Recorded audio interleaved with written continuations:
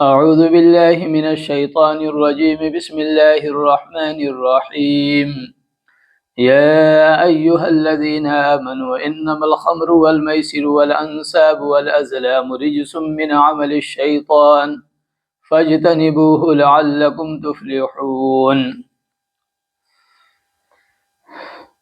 سورہ مائدہ کی جن آیتوں کا تذکرہ کیا جا رہا ہے ان آیتوں میں اللہ تبارک و تعالی نے جو چیزیں حرام قرار دی ہیں ان کو حلال نہ سمجھنے کی تعلیم دی ہے۔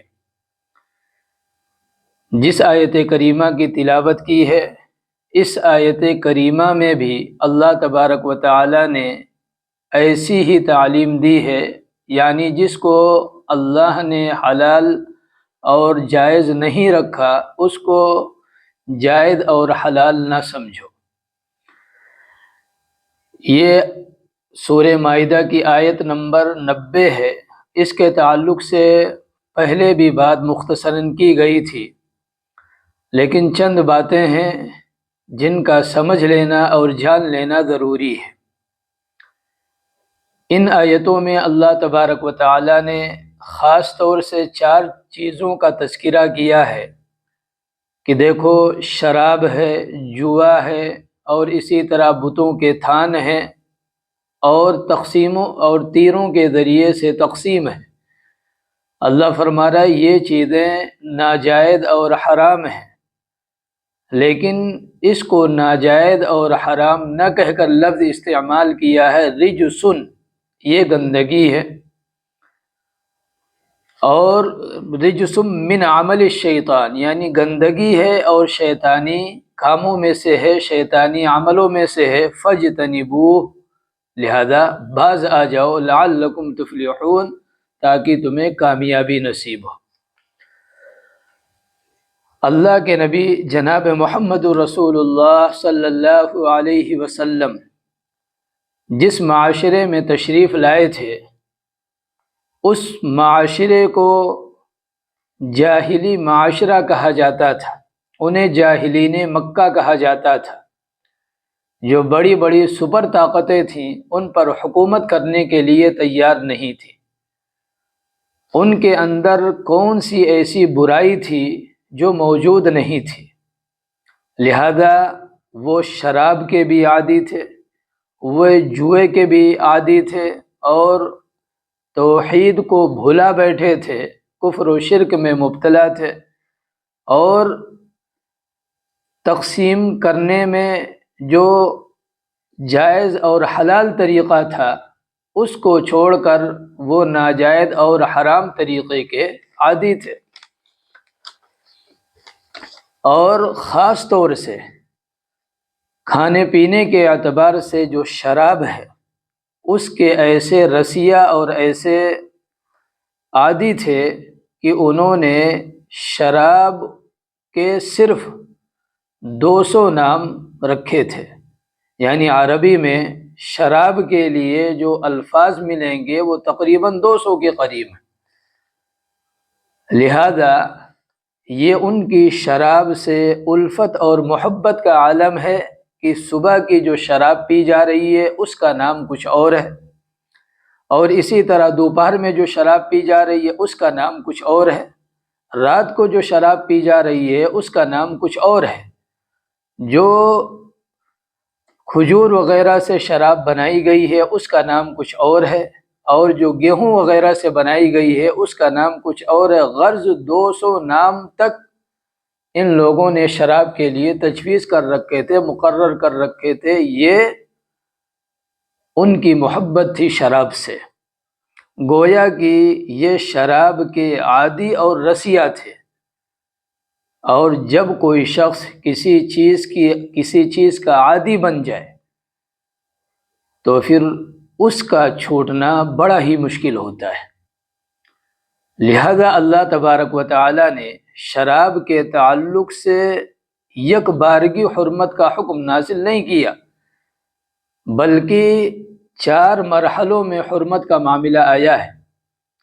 ذکر کیا گیا تھا کہ پہلے سورہ نحل میں اشارہ کیا گیا، ایک لطیف اشارہ دیا گیا کہ سکرا ورزقا تتخذون منہ سکرا ورزقا حسنا، اللہ نے فرمایا پھلوں وغیرہ کے ذریعے سے تم نشہ آور چیز بھی بنا لیتے ہو، ورزقا حسنا اور عمدہ چیز بھی بناتے ہو، یعنی عمدہ رزق اور عمدہ چیز کے مقابلے میں شراب کو رکھ دیا گیا۔ جو سمجھدار تھے وہ سمجھ گئے، بہت سے لوگوں نے دوری اختیار کرنی شروع کر دی کہ بھائی جو اچھا رزق نہ ہو، عمدہ اور بہتر رزق نہ ہو، اس کو استعمال کرنا تو مناسب نہیں ہے، تو بہت سی طبیعتیں اس سے دور ہو گئیں۔ دوسرا مرحلہ آیا جب صحابہ کرام نے سوال کیا، اللہ نے جواب دیا یسألونک عن الخمر والمیسر قل فیہما اثم کبیر ومنافع للناس، یہ سوال کرتے ہیں شراب کے بارے میں، آپ انہیں بتائیے کہ شراب کے اندر گناہ کا پہلو غالب ہے اور لوگوں کے جو منافع کا پہلو ہے وہ مغلوب ہے۔ یہاں بھی اللہ تبارک و تعالی نے ایک اشارہ دیا ہے، شراب کے اندر جو نقصانات ہیں اس کو بتلایا، زیادہ ہے لیکن ہاں تھوڑے بہت منافع بھی ہے، نفع بھی ہے، لیکن حرام نہیں کہا ان دونوں جگہوں پر۔ اب تیسری جگہ جو مغرب کی نماز میں جب صحابہ کرام نشے کی حالت میں آگے بڑھ گئے، سیدنا حضرت علی یا عبد الرحمن ابن عوف رضی اللہ تعالی عنہما، اور انہوں نے قل یا ایھا الکافرون میں جہاں جہاں لا تھا اسے ہٹا دیا، چونکہ یہ نشے کی حالت میں تھا، نشے کی حالت میں ہوا تھا، ان کو خبر نہیں تھی، لہذا اللہ نے متنبہ کر دیا کہ جب شراب کے نشے میں ہو اس صورت میں نہیں جا سکتے، نماز نہیں پڑھ سکتے۔ اب یہ 3 مرحلے آئے، ان 3 مرحلوں سے اب جو صحابہ کرام ہیں ان کے ذہن و دماغ میں یہ بات اترنے لگی ہے، وہ یہ بات سمجھنے لگے ہیں کہ بھائی شراب کی حرمت کسی نہ کسی وقت آ سکتی ہے، جب یہ عمدہ رزق نہیں ہے، جب اس کے اندر نقصانات بہت زیادہ ہیں، اور اسی طرح جب نماز جیسی اہم عبادت سے یہ روکنے والی ہے، تو پھر یہ اچھی چیز نہیں ہے، اس کے حرمت کا حکم اب آنے والا ہے، ایک ذہن بنا۔ لہذا جب حضرت سعد بن ابی وقاص رضی اللہ تعالی عنہ کے سر پر اونٹ کے جبڑے سے ایک انصاری صحابی نے مارا، ابن عتبان کے یہاں جو پارٹی چل رہی تھی، جو دعوت کا معاملہ تھا، اس میں پھر آ گئی چوتھی آیت یا ایھا الذین آمنوا انما الخمر والمیسر والانصاب والازلام رجس من عمل الشیطان۔ اب یہاں پر ایک تو ذہن سازی ہو چکی تھی، ذہن بن چکا تھا کہ شراب اب حرام ہونے والی ہے، اس لیے کہ جب اس کے اندر یہ نقصانات اور ان چیزوں سے روکنے والی اچھی چیز نہیں ہے، اللہ اس کے حرمت کو ضرور نازل کرے گا، یہ ذہن تھا۔ اور دوسری طرف اللہ کے نبی صلی اللہ علیہ وسلم کی مسلسل محنت اور مشقت اور صحابہ کرام کا آپ کی صحبت سے فیضیاب ہونا، اس سے ان کا ذہن یہ بنا، اللہ کے نبی صلی اللہ علیہ وسلم نے ان پر یہ محنت فرمائی کہ دنیا کی جو لذتیں ہیں، دنیا کی جو راحتیں ہیں، دنیا کے جو مزے ہیں، یہ آخرت کے مقابلے میں کوئی حقیقت نہیں رکھتے، ان کی کوئی حیثیت نہیں ہے۔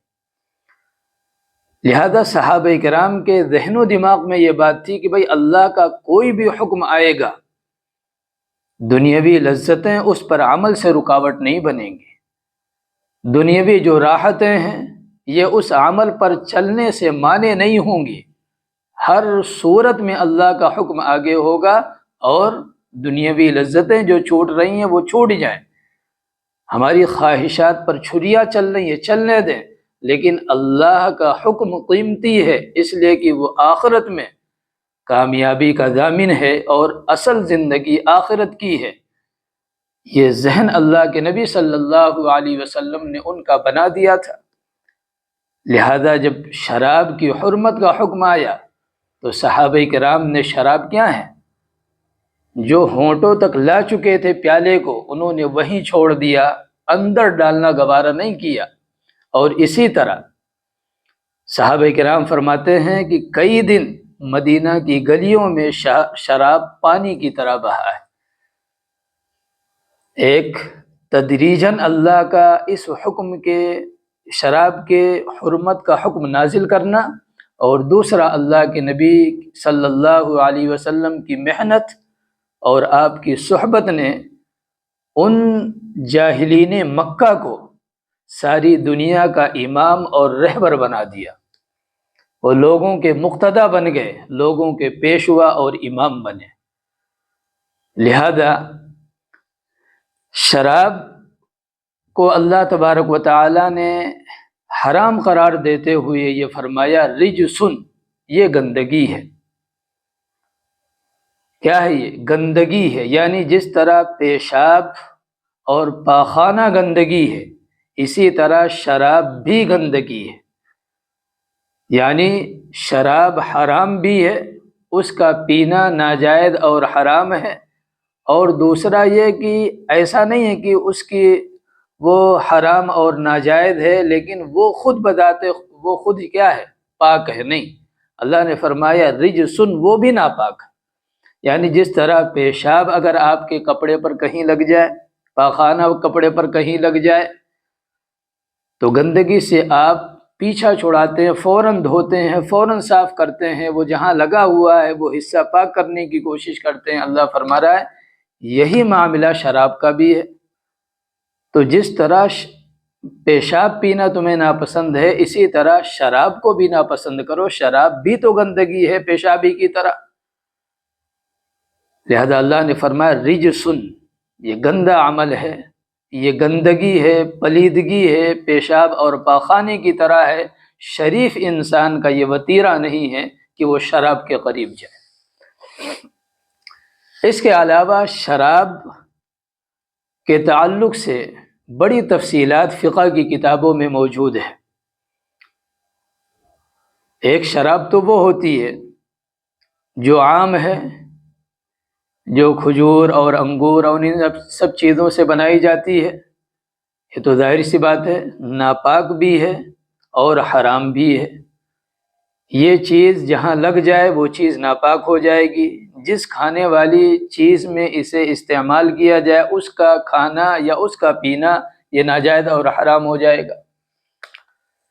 لیکن بعض شرابیں ایسی بھی ہیں جو حرام ہیں، انہیں آپ پی نہیں سکتے، انہیں آپ کسی چیز میں ڈال کر استعمال نہیں کر سکتے، لیکن وہ ناپاک نہیں ہوتی ہیں۔ جیسے سنتھیٹک الکوہل جو آ رہا ہے، اس کا پینا یا کسی چیز میں اگر یہ گر جائے اس کا کھانا یہ ناجائز اور حرام ہے۔ لیکن اگر کپڑے کو لگ گیا یا بدن کو لگ گیا تو چونکہ یہ ناپاک نہیں ہے اس لیے کپڑے یا بدن کو ناپاک نہیں کرے گا، لیکن استعمال بہرحال ناجائز اور حرام ہے۔ اس کے علاوہ اور بڑی تفصیلات ہیں شراب کے تعلق سے، لہذا ضرورت کے مطابق علماء سے رابطہ کریں اور ان سے تمام تر تفصیلات معلوم کریں۔ اس کے بعد دوسری چیز اللہ تبارک و تعالیٰ نے فرمائی تھی کہ والمیسر، جوا۔ جوئے کی تعریف یہ ہے کہ پیسے کو ایسی طرح استعمال کرنا کہ جب اس کی واپسی ہو تو زیادتی کے ساتھ ہو، اور واپسی نہ ہو تو بالکل ہلاک و برباد ہو۔ یعنی پیسے کا ایسی طرح استعمال کہ یا تو وہ مزید لائے، یعنی اور زیادہ لائے، اور یا پھر وہ بالکل ضائع ہو جائے، کچھ بھی ہاتھ نہ آئے۔ تو جوا جو مشہور ہے، ہم اور آپ جانتے ہیں کہ جوئے کے اڈے ہوتے ہیں، وہاں لوگ جاتے ہیں اور جانے کے بعد وہاں بولیاں لگتی ہیں، وہاں کھیل ہوتا ہے۔ اس کے حرام اور ناجائز ہونے میں تو کوئی شک نہیں، لیکن بہت سی شکلیں اس مغربی تہذیب یافتہ معاشرے کے اندر ایسی ہیں جنہیں ہم اور آپ جوا نہیں سمجھتے، حالانکہ وہ بھی جوا ہونے کی وجہ سے ناجائز اور حرام ہے۔ مثلا آپ دیکھیے اس وقت جو سب سے زیادہ بول بالا ہے وہ کرکٹ کا ہے، اس کے تعلق سے کتنی چیزیں ہیں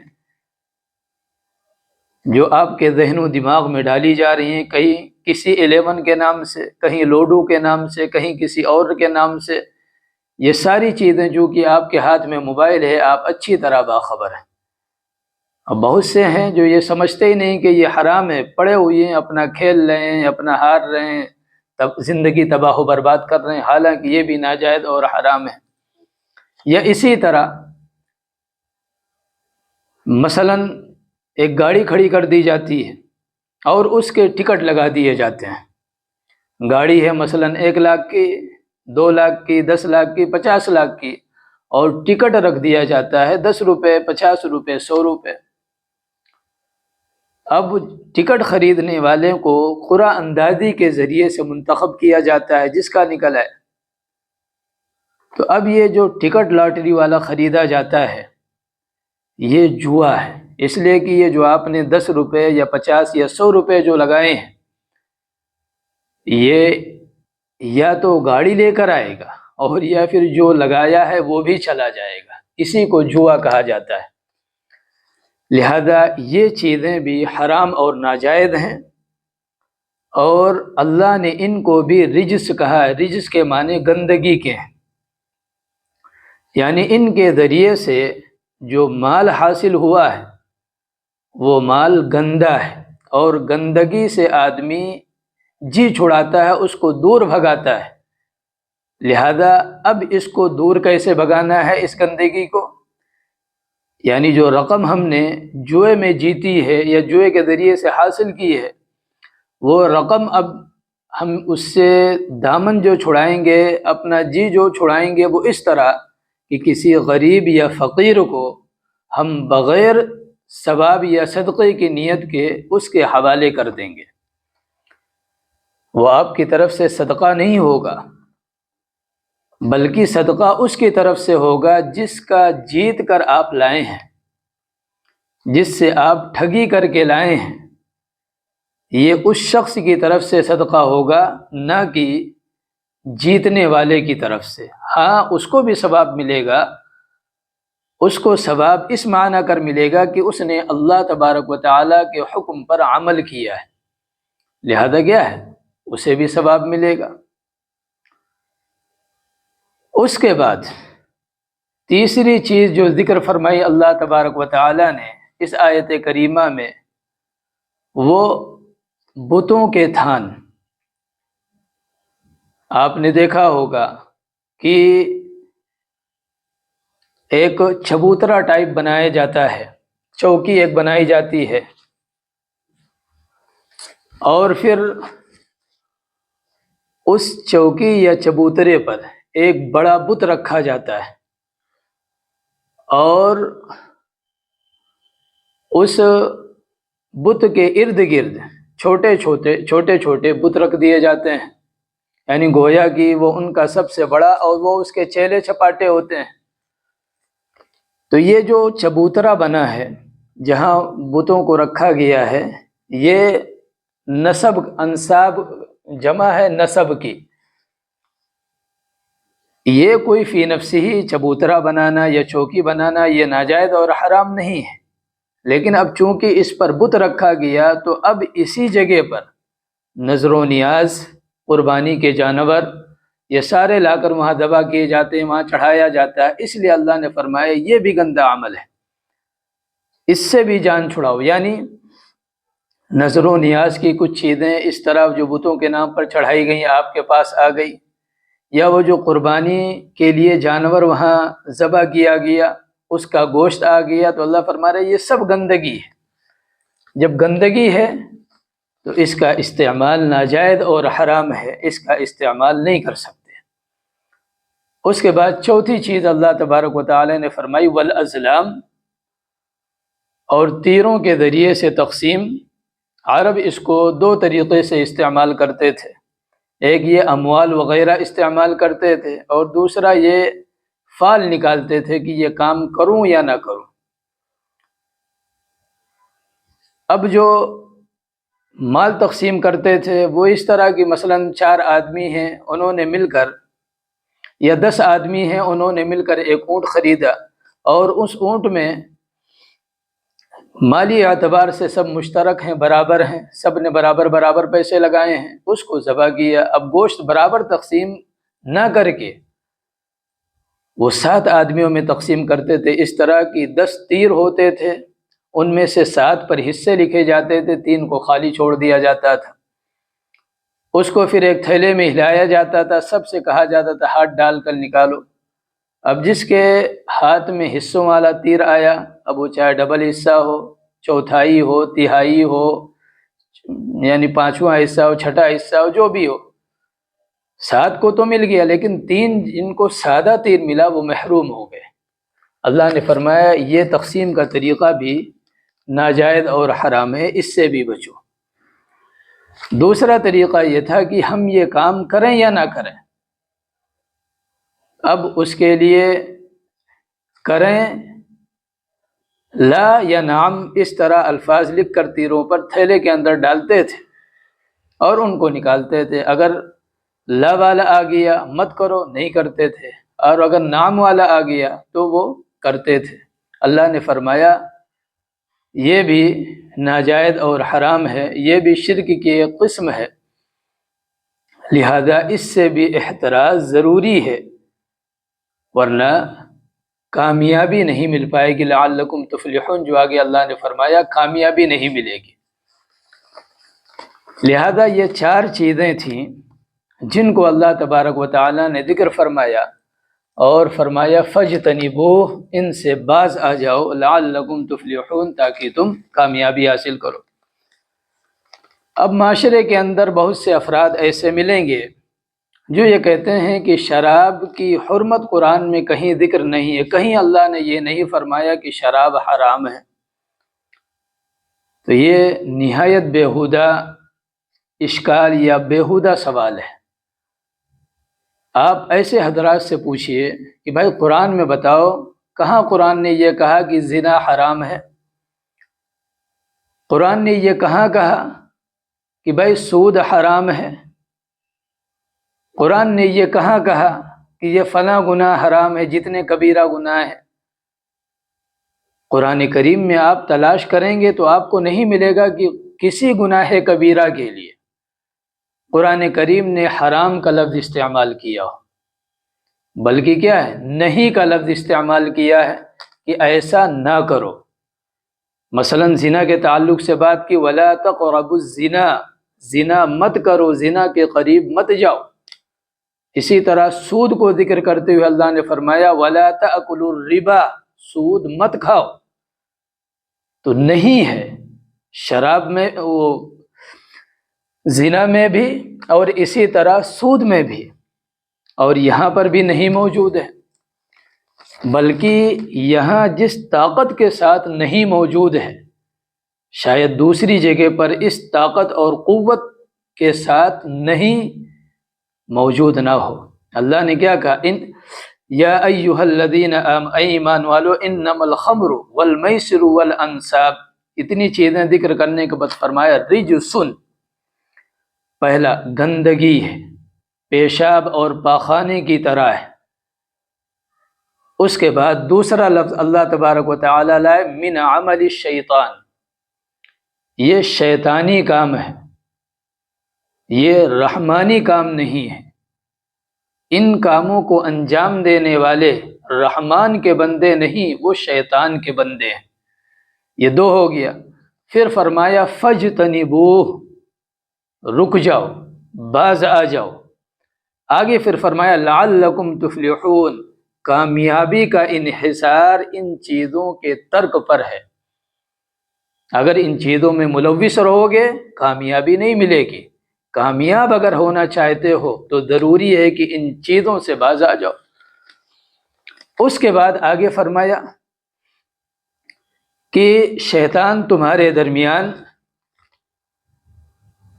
نفرت و عداوت پیدا کرنا چاہتا ہے، اللہ کے ذکر سے روکنا چاہتا ہے، نماز سے روکنا چاہتا ہے، فَهَلْ أَنْتُمْ مُنْتَهُونَ، اب سوال کیا یار مانو گے نہیں مانو گے؟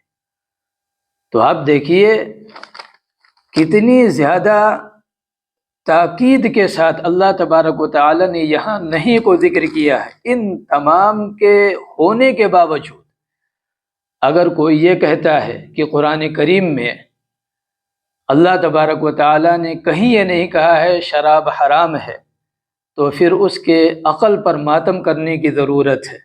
کوئی عقل مند آدمی نہیں ہو سکتا جب اتنی زیادہ نہیں موجود ہے اور اتنی قوت اور طاقت کے ساتھ موجود ہے، اس صورت میں کوئی یہ کہے شراب کی حرمت قرآن میں ذکر نہیں ہے، تو پھر اس کا جو ذہنی توازن ہے اسے چیک کروانے اور اس کو سمجھنے کی ضرورت ہے۔ اللہ تبارک و تعالی ہم سب کو اس طرح کے جو گندے تصورات ہیں، جو برے خیالات ہیں یا برے سوالات ہیں، ان سے محفوظ رکھے اور اپنے حکموں پر چلنے کی توفیق عطا فرمائے۔ اسی طرح یہاں ایک بات اور سمجھنے کی ہے جو اہم اور ضروری ہے کہ بعض لوگ یہ سمجھتے ہیں کہ کسی چیز کی جو حکمت ہوتی ہے وہی حکم کا اصل اور دار و مدار ہوتا ہے، لہذا جہاں جہاں وہ حکمت ہوگی وہاں وہاں وہ حکم ہوگا، اور جب حکمت نہیں ہوگی تو حکم نہیں ہوگا۔ جیسے قرآن کریم نے یہ فرمایا کہ سود مت کھاؤ، تو وہاں اللہ نے حکمت بیان کیا ظلم، لا تظلمون ولا تظلمون۔ تو اب بعض لوگ یہ کہتے ہیں کہ بھائی سود کی حرمت کی جو اصل حکمت ہے وہ ظلم ہے، لہذا ہم ایسی شکل لے کر آ رہے ہیں جہاں یہ ظلم نہیں ہوگا۔ مثلا سامنے والے کو ہم نے راضی کر لیا، وہ اپنی خوشی سے راضی ہے، یا اسی طرح وہ مالدار ہے اس پر ظلم نہیں ہے، لہذا جب ظلم نہیں ہے تو اس صورت میں یہ جو سودی معاملہ ہے ہمارا یہ جائز ہونا چاہیے، یہ جائز ہے۔ تو یاد رکھیں یہ حکم اور علت نہ سمجھنے کی وجہ سے ہے۔ بعض دفعہ ہر جگہ اس حکمت کا پایا جانا ضروری نہیں ہوتا ہے، لیکن چونکہ علت ہر جگہ موجود ہوتی ہے لہذا حکم وہی ہوتا ہے جو شارع نے کہا ہے، اس کے اندر کوئی تبدیلی یا تغیر نہیں ہوتی ہے۔ آپ اس کو یوں سمجھیے،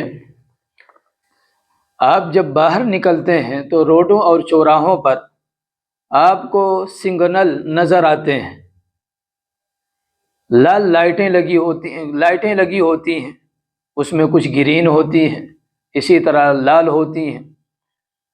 تو وہاں جو لائٹیں لگی ہیں سرخ لائٹ، یہ اس بات کی علامت ہوتی ہے کہ آپ رک جائیں، اور گرین لائٹ یہ اس بات کی علامت ہوتی ہے کہ اب آپ جائیں، آپ جا سکتے ہیں۔ یہ علت ہے، یعنی جو سرخ لائٹ ہے یہ رکنے کی علت ہے۔ لیکن حکمت کیا ہے اس لائٹ کے لگانے کی؟ حکمت کیا ہے؟ حکمت ہے آپسی تصادم سے بچنا،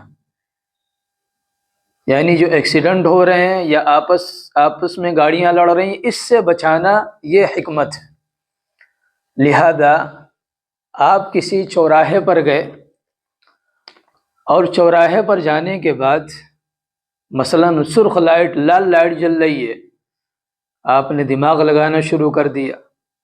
آپ نے کہا بھائی یہ جو لال لائٹ ہے یہ اس لیے تھی کہ آپس میں تصادم نہ ہو، ایکسیڈنٹ نہ ہو، یہاں روڈ پر تو کوئی نظر نہیں آ رہا ہے، لہذا آپ نے کیا ہے گاڑی آگے بڑھا دی۔ اب آپ بتلائیے قانون کی نظر میں آپ مجرم ہیں یا نہیں؟ ظاہر سی بات ہے قانون کی نظر میں آپ مجرم ہوں گے. کیوں؟ اس لیے کہ وہ لال لائٹ علت تھی آپ کے رکنے کی، آپ نے اس پر عمل نہیں کیا، آپ نے دماغ لگایا اور حکمت کو آپ نے حکم کا سبب سمجھ لیا، لہذا آپ قانون کی نظر میں مجرم ہیں.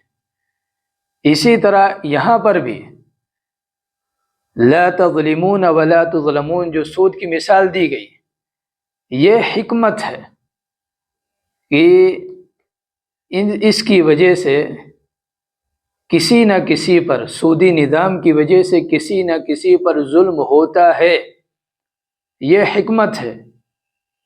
لیکن علت کیا ہے؟ علت ہے سود. جہاں جہاں سود کی تعریف صادق آئے گی وہاں وہاں لا تأکلوا الربا کا حکم آپ کی طرف متوجہ ہوگا. اور سود کہتے کسے ہیں؟ کل قرض جرا نفع، ہر وہ قرض جو ساتھ میں کچھ نفع لے کر آئے. لہذا بسا اوقات حکم کی جو حکمت ہے وہ ہمارے سمجھ میں آ رہی ہو یا نہ آ رہی ہو، لیکن چونکہ اللہ کا حکم ہے، علت موجود ہے، لہذا وہ چیز ہمارے لیے لازم اور ضروری ہوتی ہے. اللہ تبارک و تعالی ہمیں صحیح معنوں میں سمجھنے کی اور اس پر عمل کی توفیق عطا فرمائے. وآخر دعوانا ان الحمد للہ رب العالمین.